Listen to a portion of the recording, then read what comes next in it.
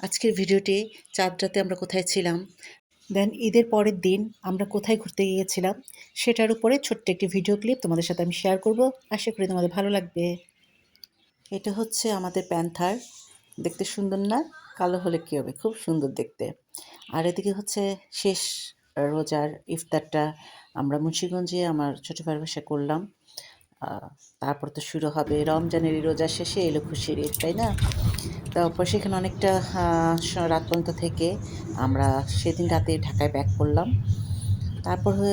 তারপরের দিন ঈদ ছিল, আর ঈদের দিন আমরা ঢাকা ছিলাম। ঈদের পরের দিন আবার যাচ্ছি আমরা মুন্সিগঞ্জ। তো এবার মুন্সিগঞ্জে গিয়ে একটু ঘোরাঘুরি করব, তাই সকাল সকালে রওনা দিয়েছি। তো পথে যেতে যেতে বৃষ্টি হয়েছিল, ওয়েদারটা বেশ সুন্দর ছিল, চমৎকার ছিল, ভালো লাগছিল। আর ঈদের পরের দিন মোটামুটি একটু রাস্তা ট্রাফিক ছিল, যেহেতু সবাই দেশের দিকে যাচ্ছে। তো চলে এসেছি মুন্সিগঞ্জ, সেখানে এসে খাওয়া দাওয়া করে আমরা আবার বেরিয়ে পড়লাম একটা জায়গার উদ্দেশ্যে। চলো দেখা যাক কোথায় যাচ্ছি। খুবই চমৎকার একটা জায়গা, আমি তো চিনতাম না, বিশাল আমাদের নিয়ে গিয়েছে। যেহেতু ও সবসময় এখানে ঘোরাঘুরি করে, মুন্সিগঞ্জ থাকে, অনেক জায়গায় যায়। তো চলে এসেছি চর কিশোরগঞ্জ, এটা হচ্ছে পদ্মার পাড়। আর সেখানে অনেক ভিড় দেখে আমরা ওখানে না থেকে হেঁটে হেঁটে অনেকটা দূরে চলে এসেছি। এটা হচ্ছে আরেকটা সাইড, এটা একটা বাগান বলে। অনেক অনেক গাছ আছে, সুন্দর পরিবেশ, কি আর বলবো, এত ভালো লাগছিল। দেখতেই পাচ্ছ ওই পাশে হচ্ছে পুরো নদীটা দেখা যাচ্ছে, আর এই পাশে চরের মতো, সেখানে প্রচুর গাছ আছে। সেই গাছের ছায়া নিচে বসে সময় কাটাতে অনেক ভালো লাগবে। অনেকে বাইক নিয়ে এসছে, আবার অনেকে বিকেলবেলা অনেকেই ঘুরতে আসছে, কাউকে দেখলাম রান্নাবান্না করেও নিয়ে আসছে, খাচ্ছে।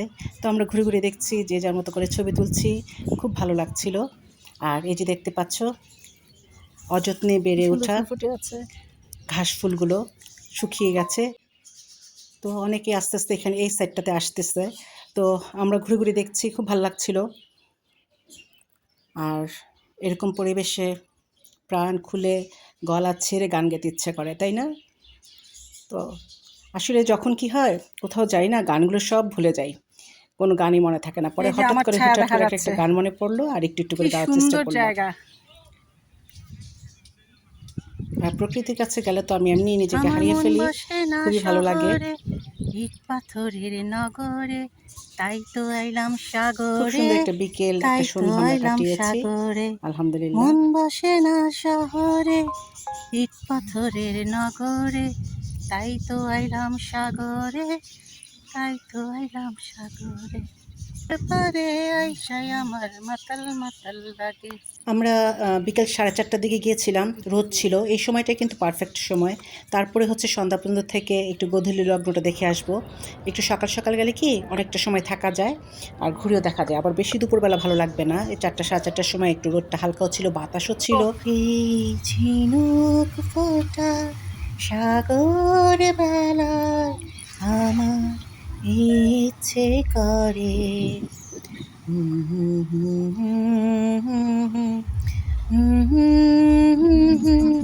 তোমার হাতটি ধরে।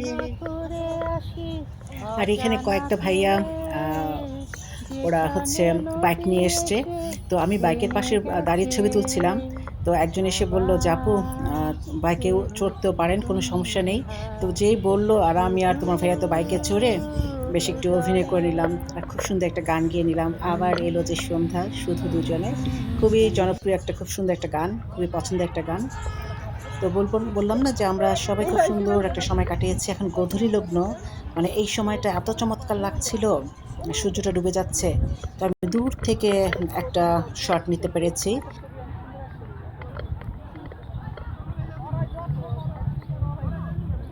নদীর ধার ধরে হাঁটছি আর প্রাকৃতিক সৌন্দর্য উপভোগ করছি। এখন সন্ধ্যা হয়ে এসছে, বাসায় ফেরার পালা। এখন বিদায় নেব তোমাদের কাছ থেকে। নদীর জল ছিল না,